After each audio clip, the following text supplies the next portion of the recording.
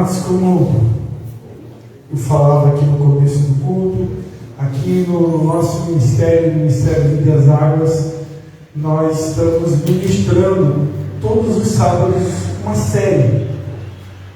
O texto de João 4:23, uma conversa que Jesus Cristo teve com uma mulher samaritana que estava tirando água no poço na cidade de Sicar. Jesus Cristo disse para aquela mulher: mas vem a hora, e já chegou, em que os verdadeiros adoradores adorarão o Pai em espírito e em verdade, porque são esses que o Pai procura para seus adoradores. Deus é espírito, e é necessário que os seus adoradores o adorem em espírito e em verdade. Então, baseado nessa fala de Jesus, quando Jesus conversava com aquela mulher, essa mulher samaritana, ela havia aprendido desde criança que havia ou existia um determinado local para se adorar a Deus. Ela havia aprendido com seus pais que lá no determinado monte da cidade dela era um local ideal ou um local correto para adorar a Deus. Ao passo que os judeus, e Jesus era judeu, os judeus acreditavam, e acreditam até o dia de hoje, que o lugar correto para se adorar a Deus é Jerusalém, né? A terra, ou a capital de Deus, a cidade de Deus, a cidade do grande rei, Jerusalém, lá em Israel. E quando Jesus então se encontra com essa mulher, ele faz ela uma explicação: olha, vem a hora e já chegou, em que os verdadeiros adoradores não vão adorar nem nesse monte onde você aprendeu que é o local correto para se adorar a Deus, e nem em Jerusalém, porque Deus é espírito e é necessário que os verdadeiros adoradores o adorem em espírito e em verdade. Esse texto nós vemos ministrando aqui sábado após sábado, que é o único texto na Bíblia onde a gente vai encontrar a expressão que Deus procura. Deus procura verdadeiros adoradores que o adorem em espírito e em verdade. E nós temos ministrado que se Deus procura, é porque é algo difícil de encontrar. Normalmente a gente procura algo que está escondido, algo que está, muitas vezes eu nem sei onde está. Então tem que procurar até achar, até encontrar. É o único lugar na Bíblia que a gente encontra essa expressão que Deus está procurando algo. Parece até uma ironia, né, dizer que Deus procura alguma coisa, porque é óbvio que Deus sabe onde estão todas as coisas. Deus é um Deus onisciente, não tem nada oculto aos seus olhos. Mas essa expressão que Deus procura significa dizer que Deus está procurando encontrar algo que é escasso, algo que não é tão fácil de achar, algo que se tem talvez muito pouco. E quem são esses? São os adoradores. E nós temos ensinado que um adorador não são cantores, porque durante muito tempo as pessoas associam, né, a adoração à música. E de todo isso não é totalmente errado, mas a música ela está mais ligada ao louvor. Quando a gente louva, eu estou elogiando a Deus. Então louvar significa elogiar. Então a música é uma forma de elogiar a Deus, é uma forma de agradecer a Deus também com cânticos, é uma forma de me conectar com Deus, é uma forma de expressar a minha gratidão, o meu amor por Ele. A música tem essa finalidade, como eu falava no começo do culto. Agora, a adoração, ela é muito mais do que música. Ser um adorador, se tornar um adorador, é muito mais além do que eu apenas aprender a cantar músicas para Deus. É muito mais profundo. E nós temos usado aqui no Ministério Vida das Águas o texto de Gênesis, capítulo de número 22, que é um texto muito conhecido, quando vai narrar a palavra de Deus, que um homem chamado Abraão, ele foi convocado por Deus a pegar o seu único filho. Imagina Samuel só está com um filho só, né? O novo, e você tem que sacrificar ele a Deus, né? É complicado, né? Alguém fica sonhando tanto tempo por uma criança e de repente você tem que sacrificar. Ainda hoje minha esposa estava olhando no Instagram, parece que faleceu um bebezinho lá na nossa cidade. Meu Deus, né? Que dor que deve ser para a mãe e para o pai perder o bebê. É algo muito terrível. E foi o que aconteceu aqui. Abraão era um homem avançado em idade, ele já tinha 75 anos de idade, não podia ter filhos. A sua esposa, Sarai, que depois passou a se chamar Sara, ela era estéril, não podia ter filhos, mas Deus fez uma promessa que daria um filho a esse casal. E quando Abraão completou 100 anos de idade, Deus deu um filho chamado Isaac. Passado-se algum tempo, a Bíblia diz que Deus então aparece para Abraão, esse homem que na Bíblia é chamado o pai da fé, e Deus pede para que esse homem sacrificasse o seu filho legítimo, o seu filho biológico, aquele que ele havia sonhado durante tantos anos. E a Bíblia diz que quando Deus pede para Abraão entregar o seu filho Isaac, prontamente Abraão, ele parte até um monte, ele leva lenha consigo, ele leva um cutelo, né, uma espécie de faca, para imolar o seu filho. E quem conhece o texto de Gênesis 22 vai saber que no momento quando Abraão foi sacrificar o seu filho, a quem ele amava, Deus bradou do alto e disse a Abraão, Abraão, né? Do alto bradou o anjo do Senhor, Abraão, pela segunda vez desde o céu. Perdão, deixa eu ver aqui. Na verdade, isso é versículo 11. Mas o anjo do Senhor lhe bradou desde o céu e disse: Abraão, Abraão. Respondeu ele: eis-me aqui. Então disse o anjo: não estendas a tua mão sobre o rapaz e não lhe faças nada. Agora sei que temes a Deus, pois não me negaste o teu filho, o teu único filho. Então, no momento que Abraão ele foi sacrificar o seu filho, do alto bradou o anjo do Senhor, dizendo: olha, Abraão, para. Você não precisa mais sacrificar o seu filho, porque agora eu sei que você teme em mim, agora eu sei que você acredita em mim, agora eu sei que você confia em mim. E é sobre isso que eu quero falar na noite de hoje, sobre fé e confiança. Durante esses dias, nós temos ministrado sobre as marcas de um adorador. Nesse texto de Gênesis 22, por que a gente está lendo esse texto de Gênesis 22? Porque esse texto é o primeiro lugar na Bíblia que aparece a palavra adorar. Isso está em Gênesis 22, versículo 5. É o primeiro lugar na Bíblia que aparece a palavra adorar. Então, Abraão subiu numa montanha para sacrificar o seu filho, e é isso que a Bíblia chama de adoração. Ou seja, não tem nada a ver com música. Adoração, se a gente pudesse resumir aqui numa frase, adoração tem a ver com pegar o teu filho e levar para o monte e sacrificar. E a gente falou sobre isso semana passada. Uma das marcas do adorador uma outra semana ainda, é uma vida sacrificial, uma vida de renúncia. Então, a adoração, ela envolve muitos aspectos, e nós temos chamado esses aspectos de marcas de um adorador. Esse tem sido o tema dessa série. Nós estamos pregando uma série, então toda semana eu falo um pouquinho sobre adoração, e nós temos ministrado sobre as marcas de um adorador. Pregamos sobre uma vida de intimidade com Deus, mostramos que isso é uma das marcas principais do adorador. Pregamos sobre uma vida de renúncia, de sacrifício, explicamos que essa também é uma das marcas do adorador.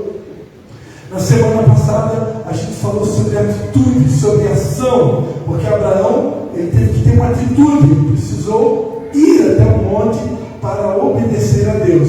Você vai ver que na próxima semana a gente vai ministrar sobre obediência, porque obediência é uma das marcas da adoração. Mas hoje, a marca que eu gostaria de falar, uma das marcas de um adorador, uma das características que demonstram se eu realmente sou ou não sou um adorador, é a fé. Fé e confiança. É sobre isso que eu quero falar nessa noite. Foi necessário fé, muita fé, para poder Abraão pegar o que ele tinha de mais especial a seu filho e entregar no altar. Como a gente leu aqui, você vai ver que quando Abraão resolveu sacrificar o filho, o anjo disse: para tudo, não precisa mais. Em outras palavras, era como se Deus estivesse dizendo assim para Abraão: eu estava apenas testando a tua fé. Eu só queria saber até onde você poderia ir. Eu só queria perceber até onde você poderia ir comigo. Se você realmente confia em mim. O autor aos Hebreus, no capítulo 11 da carta aos Hebreus, no versículo 17 ao 19, o autor aos Hebreus ele vai narrar essa história. Ele vai contar um pouquinho dessa história que a gente lê lá em Gênesis 22. Quando ele vai dizer assim: pela fé, Abraão, quando posto à prova, ofereceu Isaque. Aquele que acolheu as promessas de Deus estava a ponto de sacrificar o seu único filho, do qual havia sido dito: a sua descendência virá por meio de Isaque. Abraão considerou que Deus era poderoso até para ressuscitar Isaque dentre os mortos, de onde também figuradamente o recebeu de volta. Então, de acordo com o autor dos Hebreus, tudo indica, e pelo ato de fé de Abraão, que Abraão acreditava que Deus pudesse ser capaz de ressuscitar o filho dele. Eu imagino que pelo nível de intimidade que ele tinha com Deus, crendo perante a Bíblia que o nosso Deus é um Deus bom e que o seu amor dura para sempre, não tinha, talvez na mente de Abraão, jamais passaria a mínima possibilidade de Deus não ter um plano por trás disso. Não ter, de repente, como dizem ali os Hebreus, a estratégia de depois da morte do filho, ressuscitar o filho. Então, se imagina que era isso que passava na mente de Abraão. Olha, eu creio num Deus que é bom, um Deus que é misericordioso, um Deus que é cheio de bondade, então não faz sentido ele pedir para me sacrificar o meu filho. Mas se ele está pedindo, é porque tem alguma coisa muito boa que ele vai fazer. No mínimo, ele vai ressuscitar o meu filho. Porque não tem lógica. Como é que Deus me promete dar um filho, e quando esse sonho se materializa, então agora Deus vai levar um filho? Então na mente de Abraão não tinha lógica isso. Então ele acreditava que Deus poderia ressuscitar o filho. O fato é que Abraão confiou em Deus. Abraão creu em Deus. Creu que Deus sabia o que estava fazendo. Ele confiou em Deus. E por isso ele não titubeou. Por isso em nenhum momento você vai ver Abraão argumentando com Deus.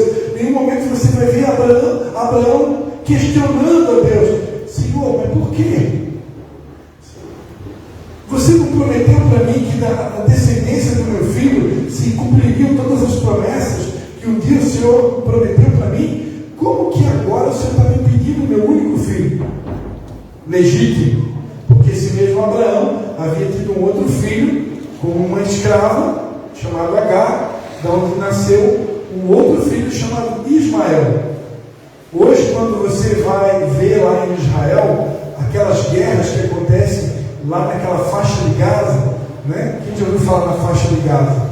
Esse pessoal que mora na faixa de Gaza são os descendentes de Ismael. Então há um conflito interno lá naquela região, porque os que são descendentes de Ismael não aceitam os que são descendentes de Isaque. Os que são descendentes de Isaque, que se consideram os legítimos filhos da promessa, os legítimos filhos de Abraão, eles têm conflito com aqueles que são descendentes de Ismael. Isso porque Abraão, esse mesmo Abraão, não teve paciência de esperar o cumprimento da promessa. A promessa que Deus havia feito para ele, de que na descendência dele seriam benditas todas as famílias da terra, seria através de um filho com a sua mulher estéril, e não com uma empregada. E essa promessa se cumpriu, nasceu Isaac. E agora esse mesmo Isaac, Deus pede para sacrificar. Então, é difícil de entender, né? É difícil, imagino que na mente de Abraão, é difícil de acreditar que esse Deus que prometeu a ele dar um filho, que na descendência desse filho seriam benditas todas as nações da terra, e agora então esse Deus pede eu para sacrificar. Então, isso não tem lógica. Então, nós cremos, como já foi dito aqui, Abraão acreditou que Deus sabia o que estava fazendo. E ele confiou.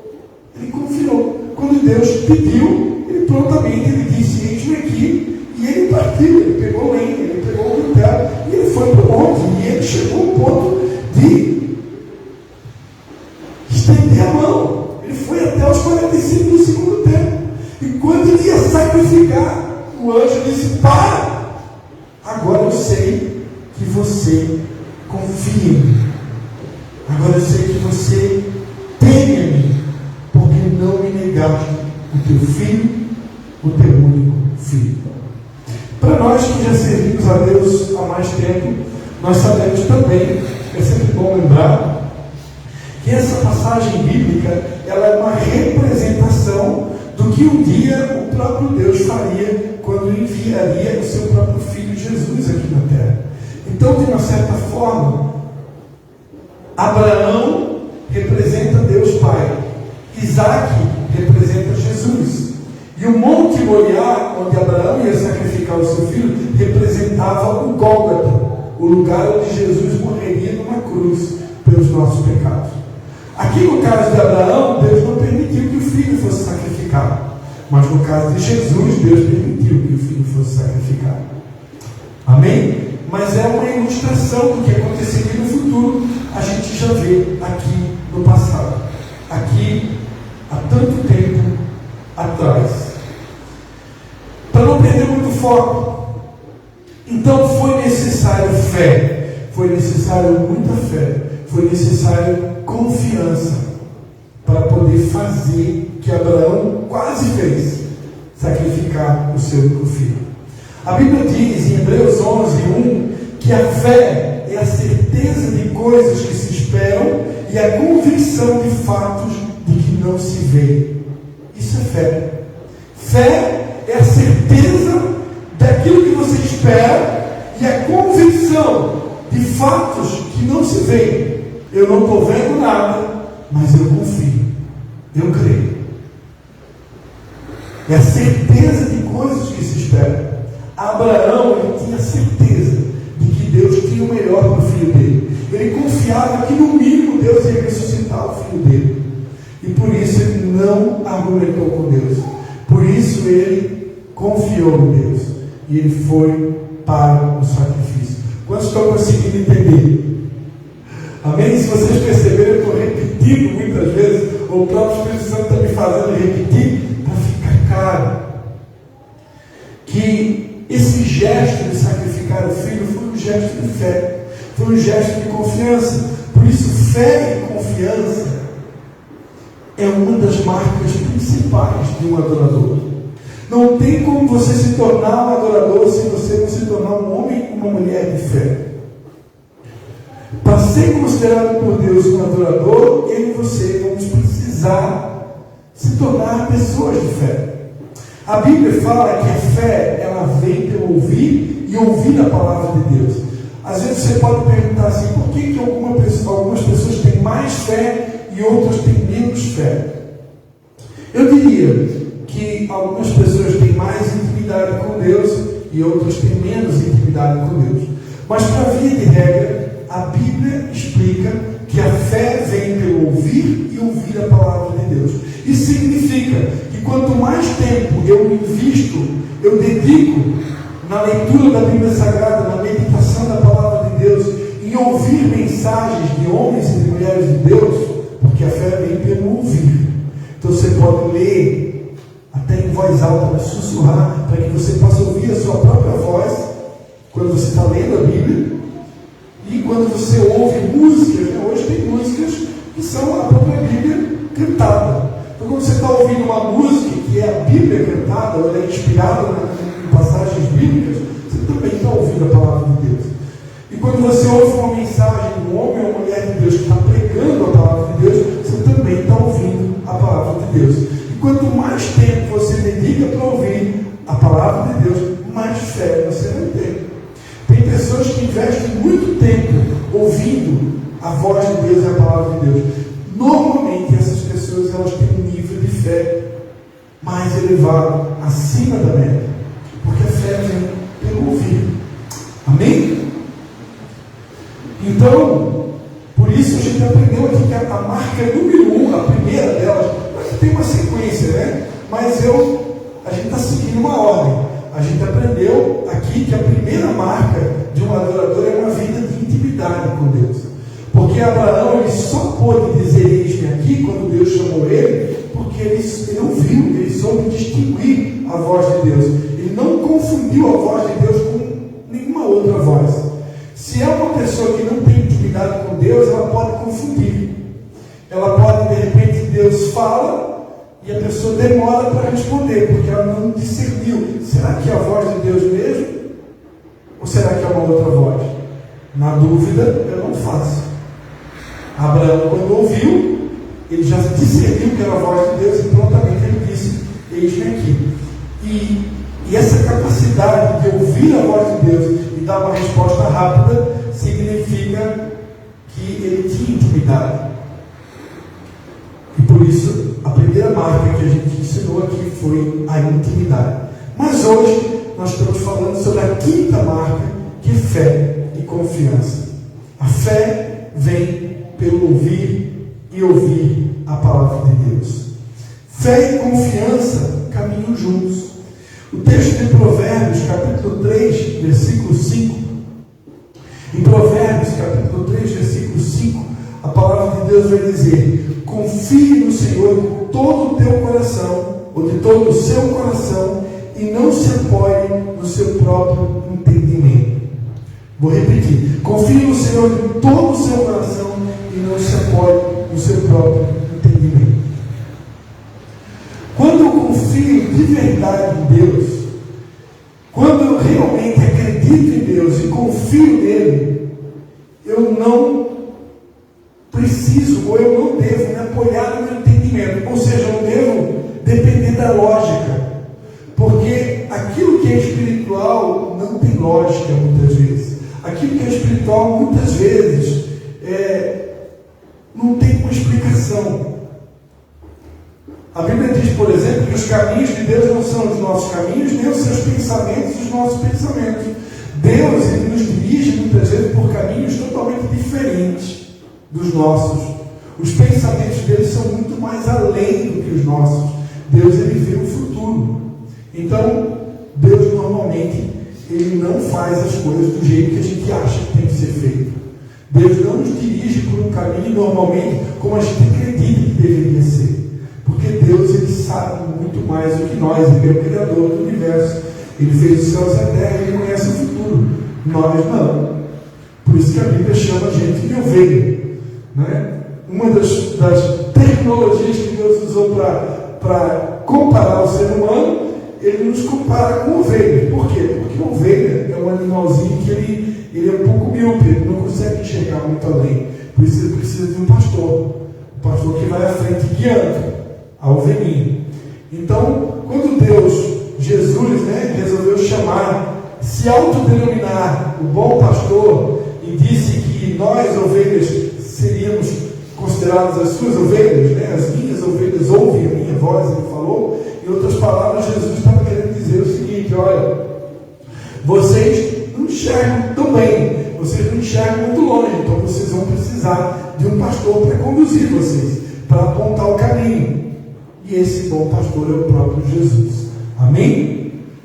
E que espera o tempo todo, a exemplo da ovelhinha, que confia no seu pastor, que acredita que o seu pastor vai conduzi-la como diz lá no Salmo 23, a pastos verdejantes, a águas tranquilas, nós também precisamos confiar que Deus é capaz de nos conduzir, Deus é capaz de nos guiar, que Ele tem o melhor para cada um de nós. Amém? Isso exige confiança, isso exige fé. A Bíblia diz em Hebreus 11 que sem fé é impossível agradar a Deus. Hebreus 11, 6. Sem fé é impossível agradar a Deus, porque é necessário que aquele que se aproxima de Deus creia que Ele existe e que Ele é galardoador, ou seja, abençoador dos que o buscam. Sem fé é impossível agradar a Deus. Como a Bíblia diz que nós somos um espírito que habita dentro de um corpo, a Bíblia ensina que nós todos somos um espírito que habita dentro de um corpo, que temos uma alma. A alma está ligada aos nossos sentimentos e emoções. O corpo é aquilo que você consegue tocar, né? Corpo. Agora, aqui dentro habita um espírito. E é esse espírito que um dia vai voltar para Deus. Então, nós somos seres espirituais e, como nós aprendemos aqui, Deus também é espírito. Por isso que não depende de um monte, não depende de um local específico para você adorar a Deus, porque Ele é espírito. E como seres espirituais, nós necessitamos de fé. Nós precisamos ter fé. Porque como seres espirituais, nós dependemos de ter fé naquilo que é invisível. Fé está falando de coisas invisíveis, coisas que ainda não se concretizaram, coisas que ainda não se materializaram. Então não tem como ser um ser espiritual aprovado por Deus sem fé.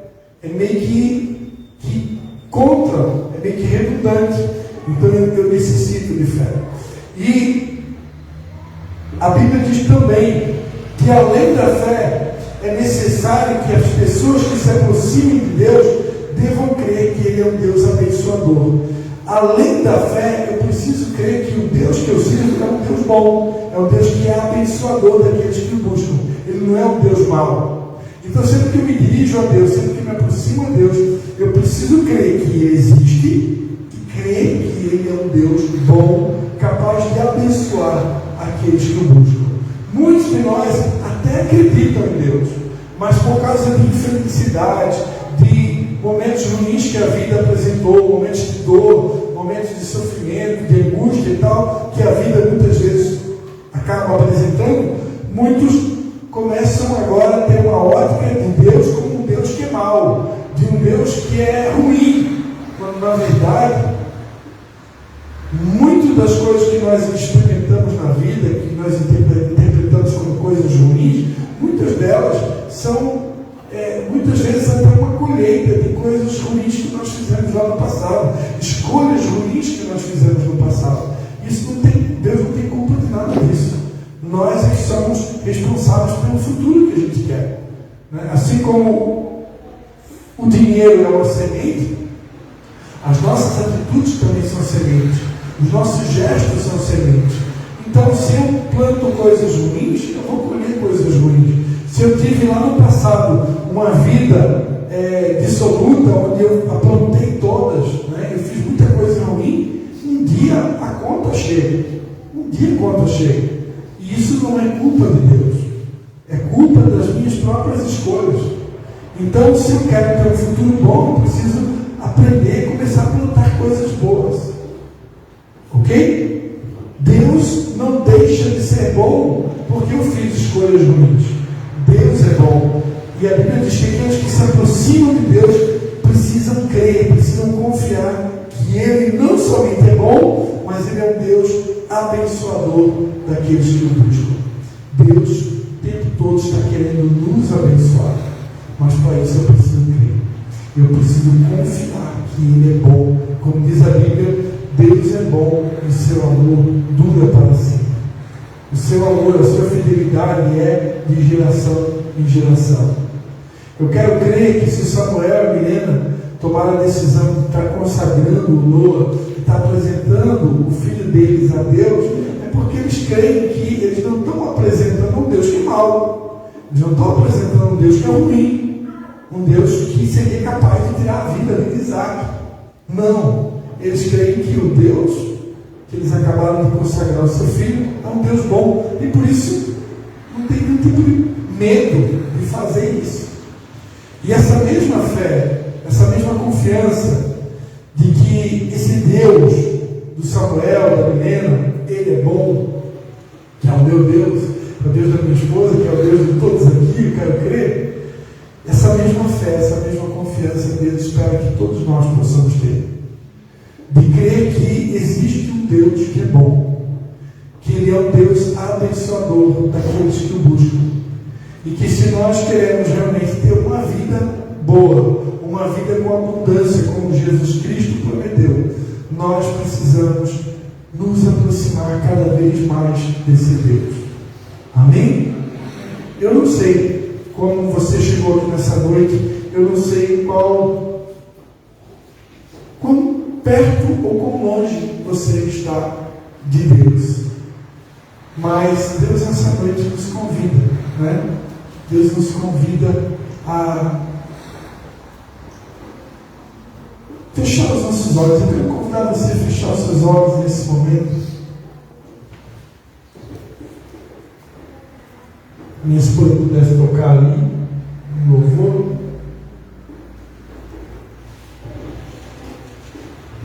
Eu quero convidar você nesse momento a fechar os seus olhos.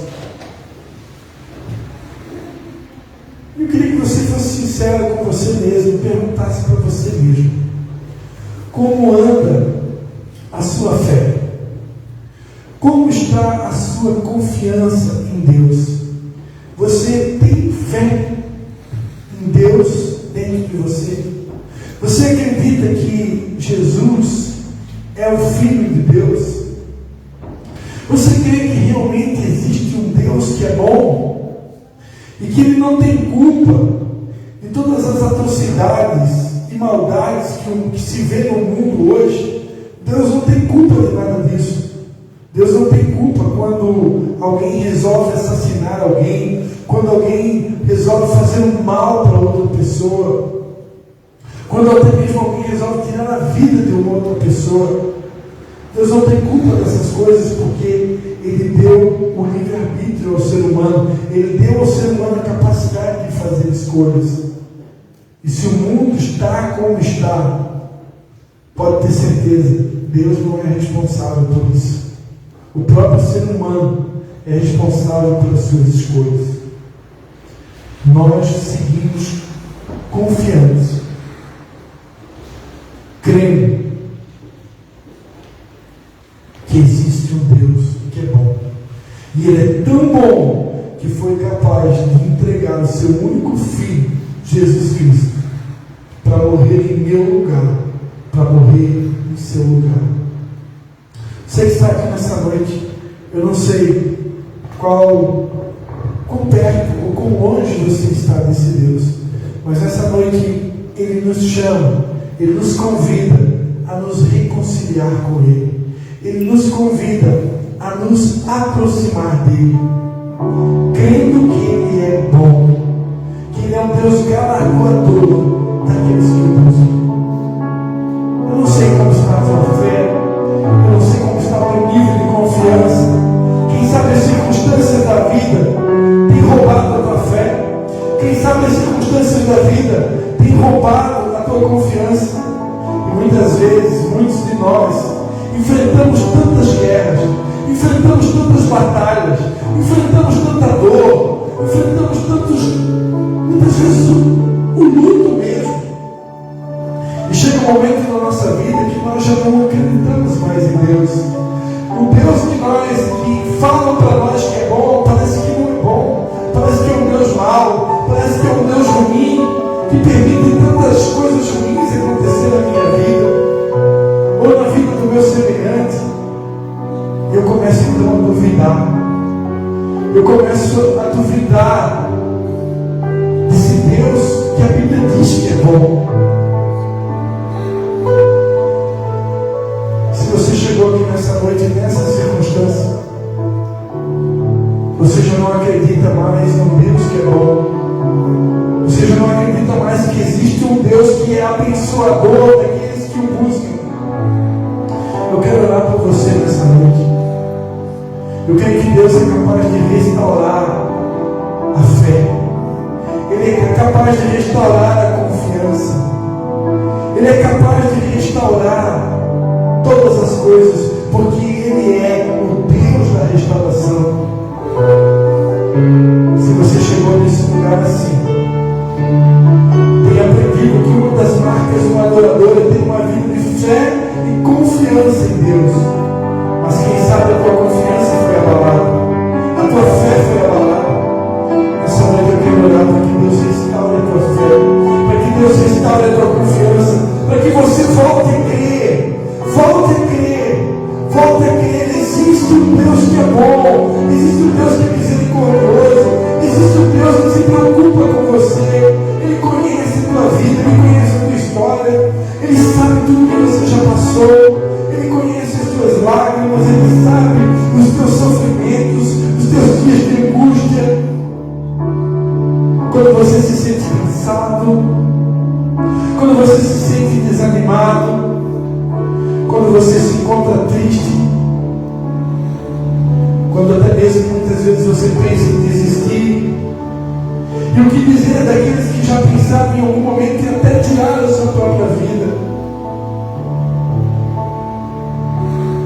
Deus conhece a sua dor, Deus conhece o teu coração. E nessa noite Ele te diz: meu filho, não temas. Meu filho, não temas. Minha filha, não temas. Eu te ajudo, eu te fortaleço, eu te sustento com a destra da minha justiça. Eu te ajudo. Quando passares pelas águas, elas não te submergirão. Quando passares pelo fogo, ele não te queimará. Quando você enfrentar as verdadeiras tempestades, as verdadeiras tormentas da vida, eu vou quietar os ventos, eu vou fazer cessar a tempestade. Confie em mim, creia em mim, diz o Senhor.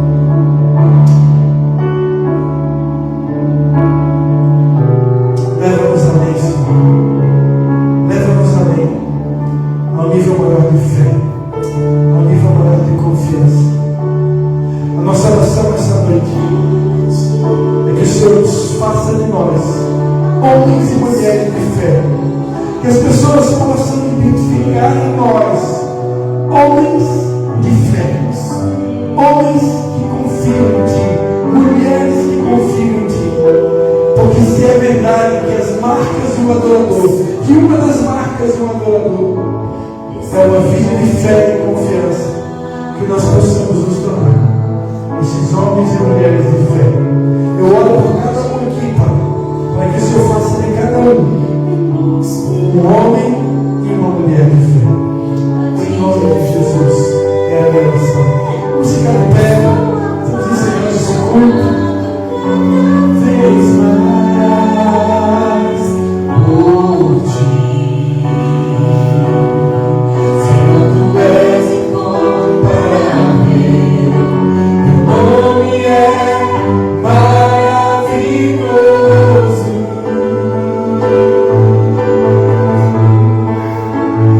Leva-me além.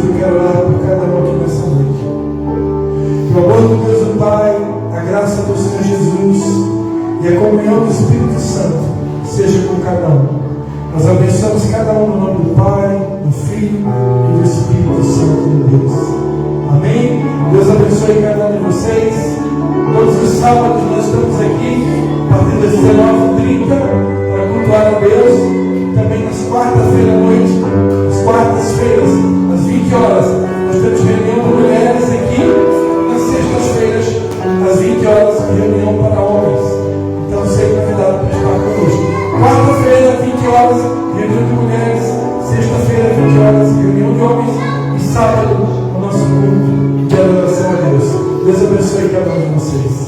Em nome de Jesus.